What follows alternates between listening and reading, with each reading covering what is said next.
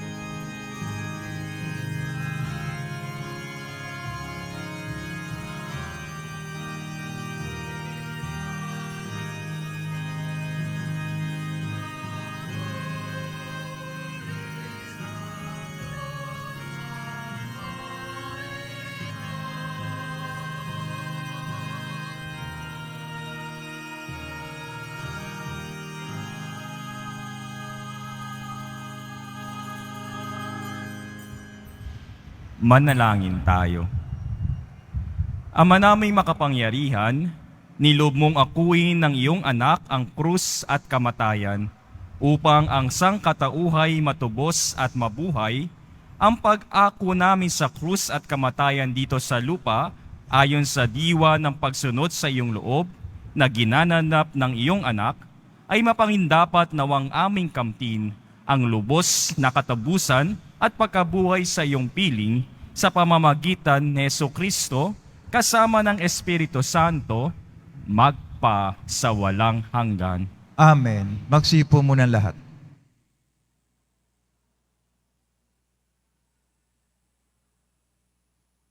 Pagbasa mula sa aklat ng mga bilang. Noong mga araw na iyon, nainip ang mga tao sa pasikot-sikot na paglalakbay. Nagreklamo sila kay Moises, "Inialis mo ba kami sa Ehipto para patayin sa ilang na ito? Wala kaming makain ni mainom. Sawa na kami sa walang kwentang pagkaing ito." Dahil dito, sila'y pinadalhan ng Panginoon ng makamandag na ahas, at sino mang matuka nito ay namamatay. Kaya lumapit sila kay Moises. Sinabi nila, "Nagkasala kami sa Panginoon at sa iyo. Idalangin mo sa kanyang paalisin ang mga ahas na ito." Dumalangin nga si Moises at ganito ang sagot sa kanya ng Panginoon. "Gumawa ka ng isang ahas na tanso. Ilagay mo iyon sa dulo ng isang tikin at sino mang natuklaw ng ahas na tumingin doon ay hindi mamamatay." Gayon nga ang ginawa ni Moises. Mula noon, lahat ng matuklaw ng ahas, ngunit tumingin sa ahas na tanso, ay hindi namamatay. Ang salita ng Diyos. Salamat sa Diyos. Hindi nila malilimot ang dakilang gawa ng Diyos. Hindi nila malilimot ang dakilang gawa ng Diyos. Kayo ngayon ay makinig sa turo ko, mga anak. Inyong dinggit o linigin salita kong binibigkas. Itong aking sasabihin ay bagay na talinhaga. Nangyari pa noong una, kaya ito'y mahiwaga. Hindi nila malilimot ang dakilang gawa ng Diyos. Datapwat noong sila'y lilipunin na ng Diyos, nagsisi ang karamihat, sa Kanya'y nagbalik loob. Noon nila nagunitang ang sanggalang nila'y ang Diyos. Ang kataas-taasang Diyos ay kanilang manunubos. Hindi nila malilimot ang dakilang gawa ng Diyos. Kaya't siya ay pinuri ng papuring hindi tapat, pagkat yaoy pakunwarit balat kayong matatawag. Sa kanilang mga puso nagahari kataksilan, hindi sila nagtatapat sa ginawa niyang tipan. Hindi nila malilimot ang dakilang gawa ng Diyos. Gayon pa man palibhasay, Diyos siyang mahabagin. Ang masamang gawa nila'y pinatawad niyang tambing. Dahilan sa pag-ibig niya'y hindi sila wawasakin. Kung siya may nagagalit, ito'y kanyang pinipigil. Hindi nila malilimot ang dakilang gawa ng Diyos.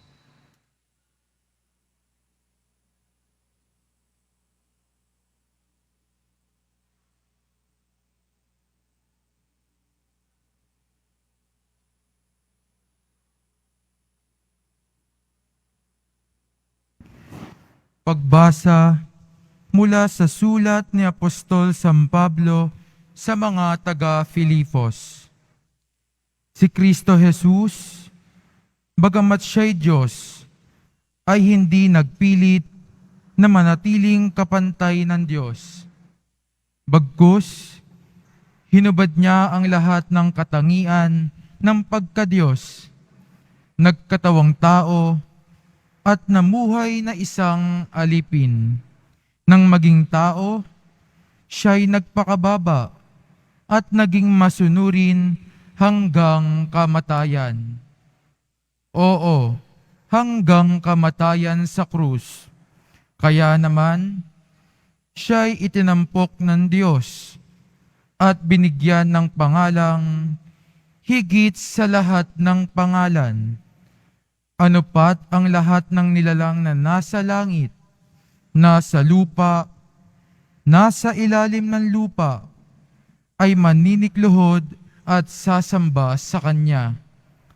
At ipapahayag ng lahat na si Hesukristo ang Panginoon sa ikararangal ng Diyos Ama.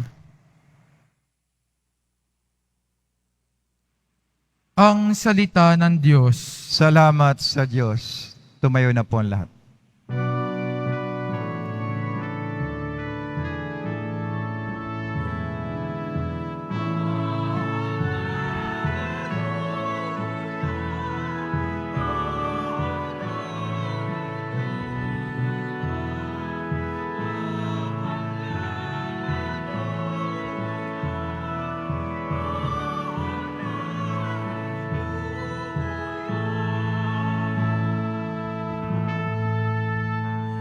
Kami sumasamba sa'yo at gumagalang sa krus mo, nakaligtasan ng mundo.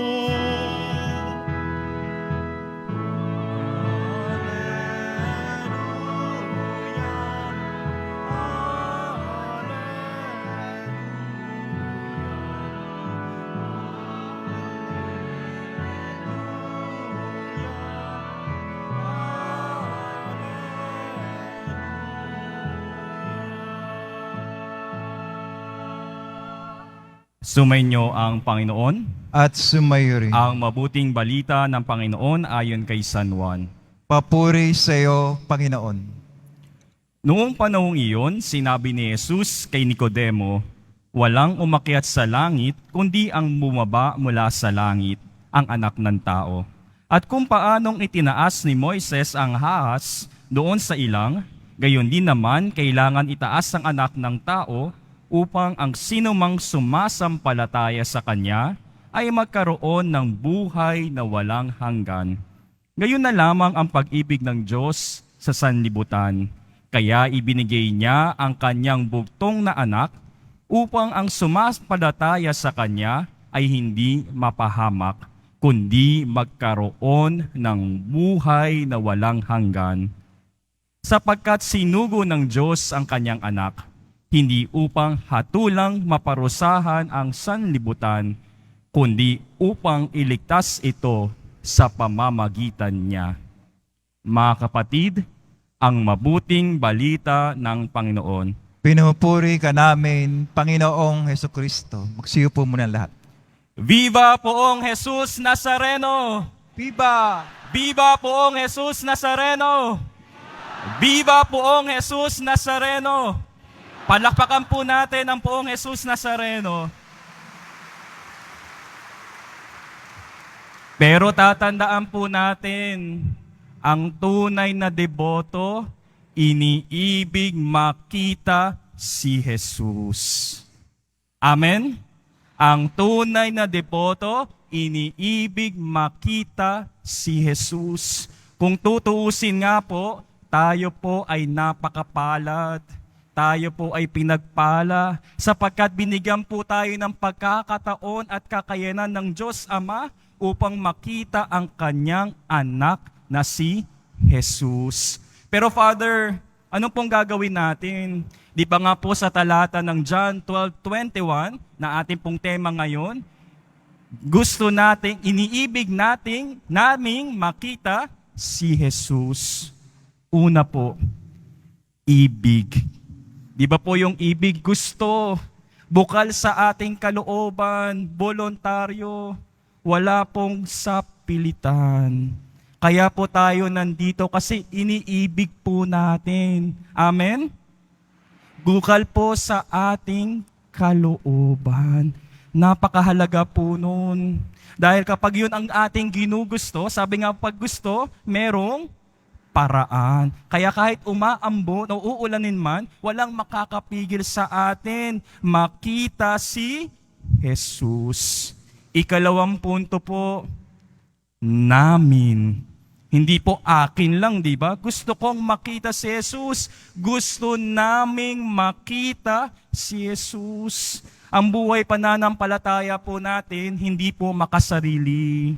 Lagi po natin iniisip ang ating kapwa. Sabi nga po, di ba? Paano natin mamahalin ng Diyos kung ating kapwa hindi natin kayang mahalin? Kaya nga po, nakakataba ng puso makita ang pamilya lumalapit at iniibig makita si Jesus. Kaya sa murang edad, di ba, yung mga bata nyo, inilalapit na natin sa poong Jesus Nazareno. Dahil ang ating debosyon hindi makasarili.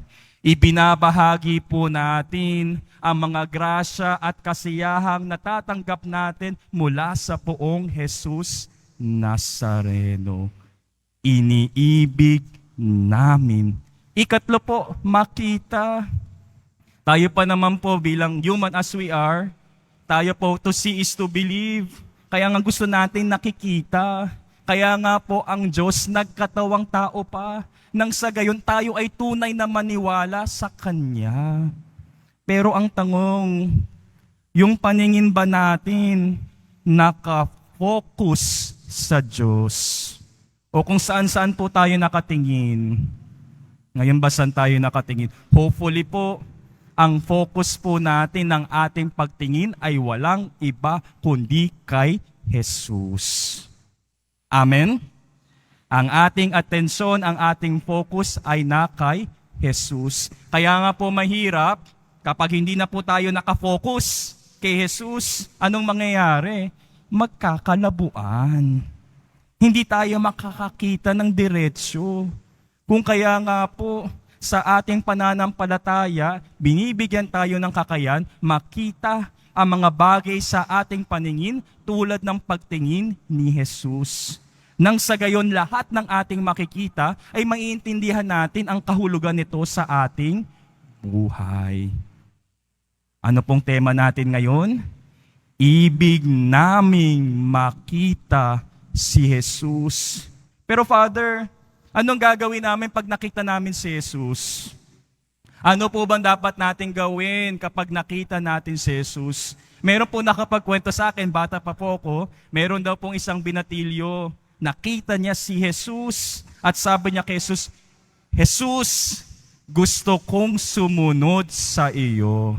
At ang tugon naman ni Jesus sa kanya, buhatin mo ang iyong krus. Nagulat po siya. Malaki po, mabigat. Pero dahil gusto niyang sundan si Jesus, binuhat niya po ang kanyang krus. Pero nung habang naglalakad po siya, nabibigatan siya, binabawasan niya po yung likod at yung mga bahagi ng krus niya. So para gumaan. So nung nasa dulo na po sila, nasa bangin na sila, sabi ni Jesus sa binatilyo, ngayon gamitin mo na ang iyong krus para makatawid. Ano pong nangyari sa krus ng binatilyo? Ganito na lang po kaliit. Tandaan po natin, ang krus na ibinibigay sa atin ni Jesus, ang magliligtas sa atin. Uulitin ko po. Ang krus na ibinibigay sa atin ni Jesus, ang magliligtas sa atin. Tanggapin po natin. Malaki man po ito at mabigat, si Jesus po kinaya. Ito po ang magiging tulay natin sa langit.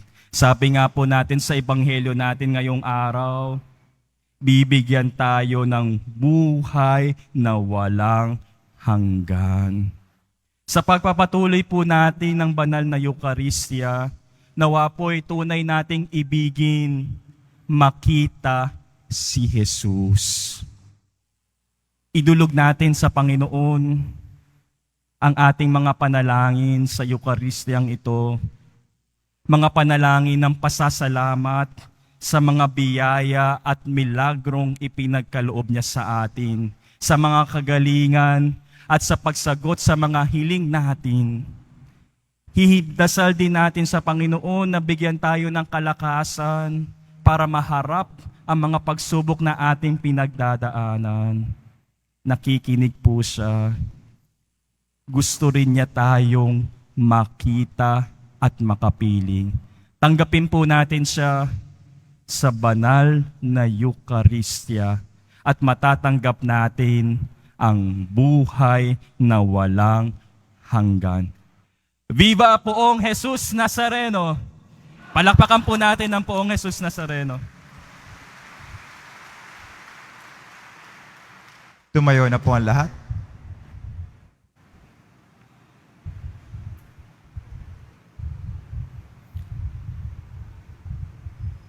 Sumasampalataya ako Sa Diyos amang makapangyarihan sa lahat na may gawa ng langit at lupa. Sumasampalataya ako kay Jesucristo, iisang anak ng Diyos, Panginoon nating lahat. Nagkatawang tao siya, lalang ng Espiritu Santo, ipinanganak ni Santa Maria Birhen, pinagpakasakit ni Poncio Pilato, ipinako sa krus na matay inilibing, nanaog sa kinaroroonan ng mga yumao, na may 3 araw na buhay na maguli, umakyat sa langit, naluluklok sa kanan ng Diyos amang makapangyarihan sa lahat. Doon magmumulang paririto at huhukom sa nangabubuhay at nangamatay na tao. Sumasampalataya naman ako sa Diyos Espiritu Santo, sa banal na simbahang katolika, sa kasamahan ng mga banal, sa kapatawaran ng mga kasalanan, sa pagkabuhay na muli ng namatay na tao at sa buhay na walang hanggan. Amen. Mga minamahal kong kapatid, idulog natin sa mahal na Poong Jesus Nazareno ang ating mga kahilingan, taglay ang matibay na pananampalataya sa kanyang pagka-Diyos, ang tapat na pag-asa sa kanyang kapangyarihan, at ang maningas na pag-ibig sa kanyang puso. Mahal na Poong Jesus Nazareno, kaawaan mo kami. Mahal na Poong Jesus Nazareno, kaawaan mo kami. Upang ang Eucharistia na ating tinatanggap sa komunyon at inahahandog sa misa bilang alaala ng mga hirap ng mananakop ay magdulot sa atin ng wagas na pagmamahal sa Diyos at sa kapwa. Manalangin tayo. Mahal na Poong Jesus Nazareno, kaawaan mo kami. Upang ang panalangin ni Jesus Nazareno sa halamanan ng Getsemani na dito'y pinawisan siya ng dugo ay maghasik sa atin ng pagkahilig sa panalangin na siyang mabisang luna sa lahat ng karamdaman ng tao. Manalangin tayo. Mahal na Poong Jesus Nazareno, kaawaan mo kami. Upang ang kanyang koronang tinik, damit na purpura at krus ay magpaalala sa atin na ang kanyang mga aral at simulain bilang hari ng sanlibutan ay dapat maghari sa ating isipan, angkan at lipunan. Manalangin tayo. Mahal na Poong Jesus Nazareno, kaawaan mo kami. Upang sa bisa ng kanyang pagpapasan ng krus sa mga lansangan sa Jerusalem, ay matuto tayong makiramay at makihati sa mga kahirapan at tiisin ng kapwa. Manalangin tayo. Mahal na Poong Jesus Nazareno, kaawaan mo kami.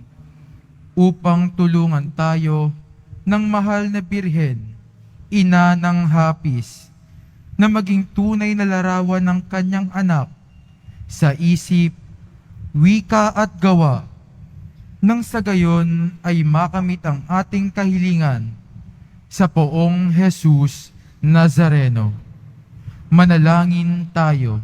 Mahal na Poong Jesus Nazareno, kaawaan mo kami. Idulog rin natin sa Panginoon ang bukasyon para sa pagpapari at sa buhay reliyoso at reliyosa. Manalangin tayo.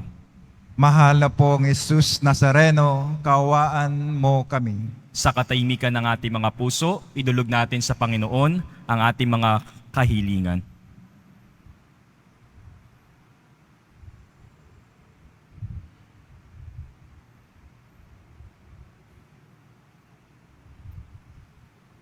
Manalangin tayo. Mahal na pong Jesus Nazareno, kaawaan mo kami. Ama naming mapagmahal, na hayag sa salita, sa gawa, buhay at kamatayan ng iyong anak na ang Diyos ay pag-ibig. Maipahayag din nawa namin ang katotohanan ito sa pamamagitan ni Jesus Nazareno, Panginoon namin magpa sa walang hanggan. Amen. Magsipo muna lahat.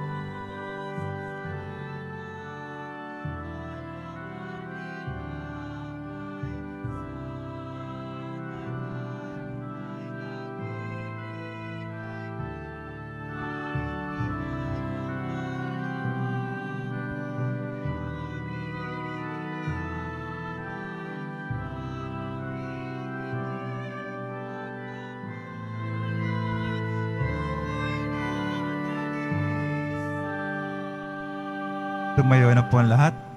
Manalangin kayo mga kapatid, ang pampagahay natin ay kalugdan ng Diyos sa mga makapangyarihan.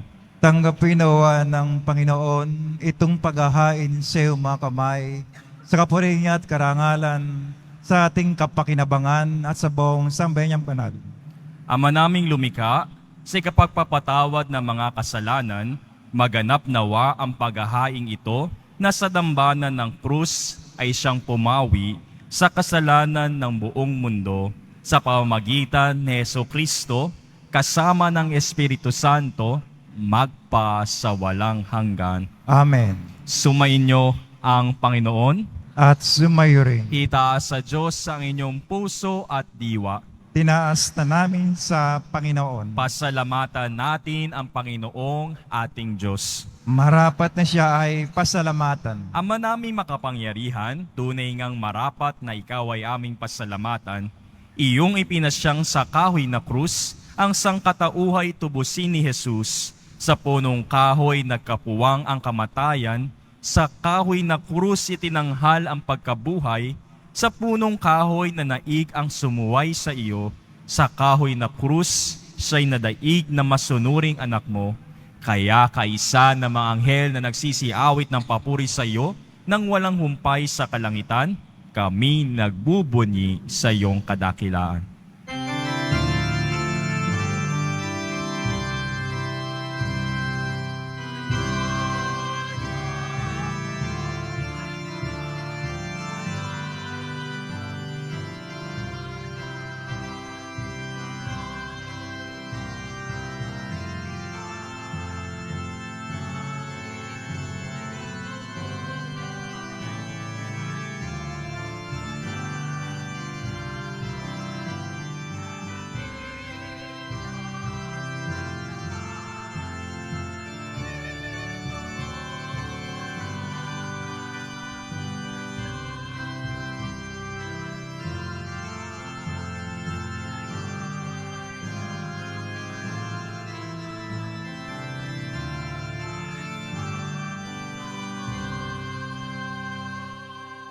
Silod po ang lahat.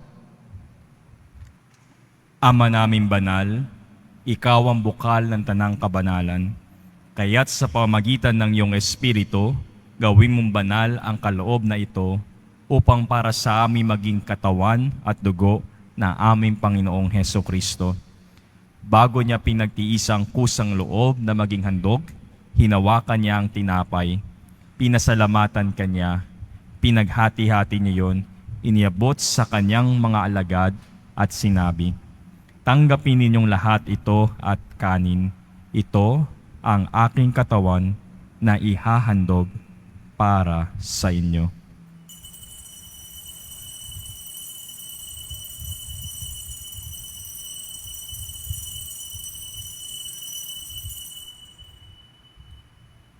Gayon din naman nung mapapos ang hapunan, hinawakan niya ang kalis. Muli kanyang pinasalamatan. Inabot niya ang kalis sa kanyang mga alagad at sinabi, "Tanggapin ninyong lahat ito at inumin. Ito ang kalis ng aking dugo, ng bago at walang hanggang tipan. Ang aking dugo na ibubuhos para sa inyo at para sa lahat sa ikapagpapatawad ng mga kasalanan. Gawin ninyo ito sa pag-alaala sa akin."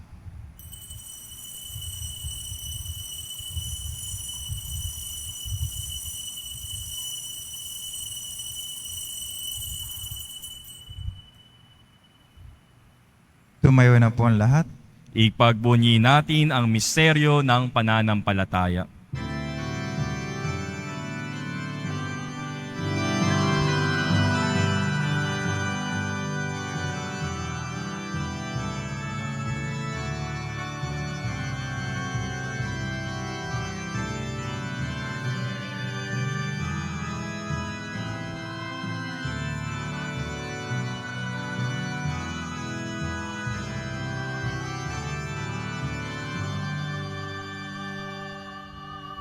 Ama, ginagawa namin ngayon ang pag-alaala sa pagkamatay at muling pagkabuhay ng iyong anak, kaya't inaalay namin sa iyo ang tinapay na nagbibigay buhay at ang kalis na nagkakaloob ng kaligtasan. Kami nagpapasalamat dahil kaming iyong minarapat na tumayo sa harap mo para maglingkod sa iyo. Isinasamo namin kami magsasalo-salo sa katawan dugo ni Kristo ay mabuklod sa pagkakaisa sa pamamagitan ng Espiritu Santo. Ama, lingapin mo ang iyong simbahang laganap sa buong daigdig. Puspusin mo kami sa pag-ibig, kaysa ni Francisco na aming Papa at ni Jose na aming Obispo at ng Tanang Kaparian. Alalahanin mo rin na mga kapatid naming nahimlay na may pag-asang sila'y muling mabubuhay, gayon din ang lahat ng mga pumanaw. Kaawaan mo sila at patuloyin sa iyong kaliwanagan. Kaawaan mo at pangindabating kaming lahat na makasalo sa iyong buhay na walang wakas. Kaysa na mahal na Birheng Maria na ina ng Diyos, nakabiyak ng puso niyang si San Jose, kaisa ng mga apostol, ni Santo Domingo de Guzman, San Juan Bautista, at ng lahat ng mga banal na namuhay dito sa daigdig ng kalugod-lugod sa iyo, may pagdiwang nawa namin ang pagpupuri sa ikararangal mo sa pamamagitan ng iyong anak na aming Panginoong Heso Kristo. Sa pamamagitan ni Kristo, kasama niya at sa Kanya, ang lahat ng parangal at papuri sa iyo, Diyos amang makapangyarihan, kasama ng Espiritu Santo, magpa sa walang hanggan.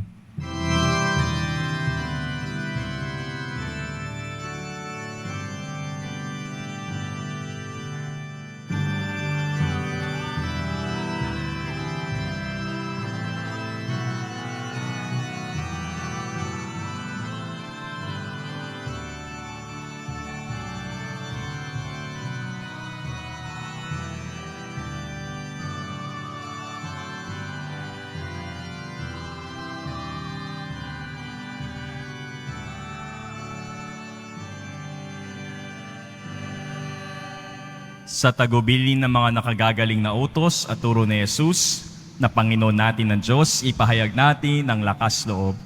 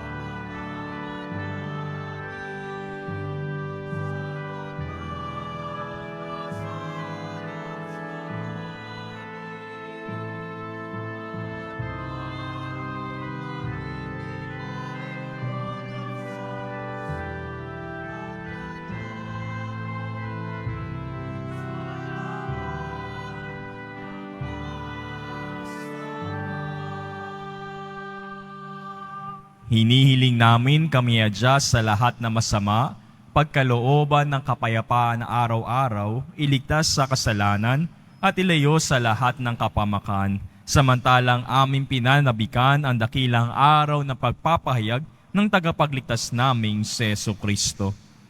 Sapagkat iyo ang kaharian at ang kapangyarihan, tangkapurihan, magpakailanman. Amen. Panginoong Jesucristo, sinabi mo sa iyong mga apostol, kapayapaan ang iniiwan ko sa inyo, ang aking kapayapaan ang ibinibigay ko sa inyo.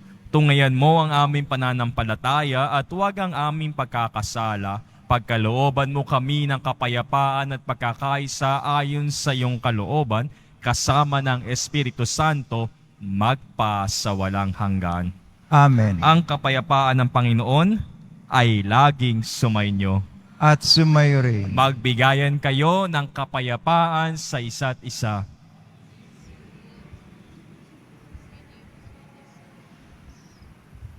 Kordero ng Diyos, nag-aalis ng mga kasalanan ng sanlibutan, maawa ka sa amin. Kordero ng Diyos, nag-aalis ng mga kasalanan ng sanlibutan, maawa ka sa amin. Kordero ng Diyos, nag-aalis ng mga kasalanan ng sanlibutan, ipagkaloob mo sa amin ang kapayapaan. Magsilod po lahat.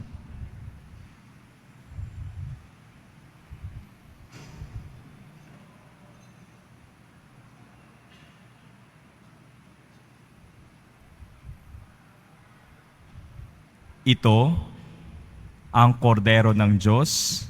Ito ang nag-aalis ng kasalanan ng sanlibutan. Mapalad ang mga inaanyahan sa kanyang piging. Panginoon, hindi ako karapat-dapat na magpatuloy sa iyo, ngunit sa isang salita mo lamang ay gagaling na ako.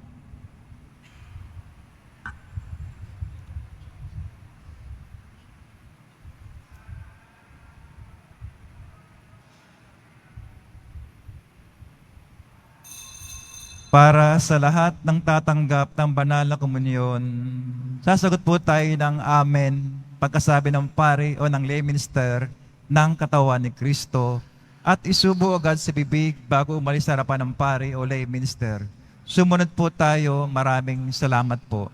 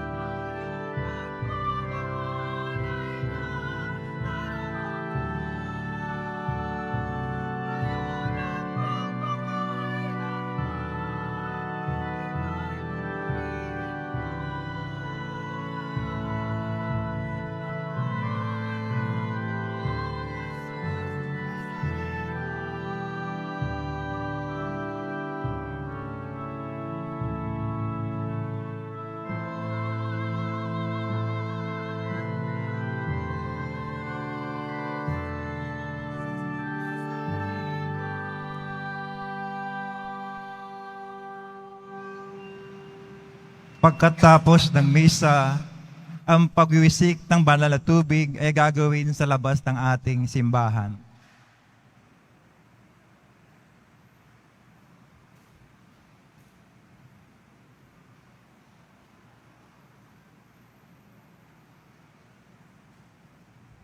Tumayo na po ang lahat.